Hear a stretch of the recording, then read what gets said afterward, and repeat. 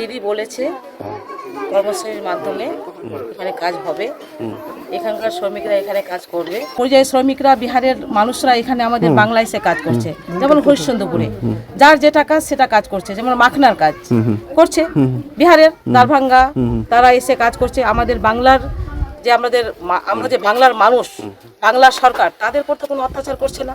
কিন্তু বিজেপি যেগুলো শাসিত রাজ্যে বাংলা ভাষায় কথা বললে বাংলাদেশি বলে তকমা দিচ্ছে, এটা কিন্তু আমরা বিজেপি সরকারকে আমরা ঘৃণা জানাচ্ছি। তো হুমকি দিয়েছিল ওগুলো, মারধর করেছিল? না মারধর করেনি, ওইটা করেনি। হুমকি কি দিয়েছিল? এই তো এগুলা বলছে तुम बांग्लादेशी हो कि उधर का हो, तुम साला इंडिया में आ गया, हमारा पैसा लूट के लेके जाएगा पंजाब का। सबके देखছি ধরে ওখানে রেখে। আর কেউ ছিল ওখানে? হ্যাঁ অনেক লোক ছিল।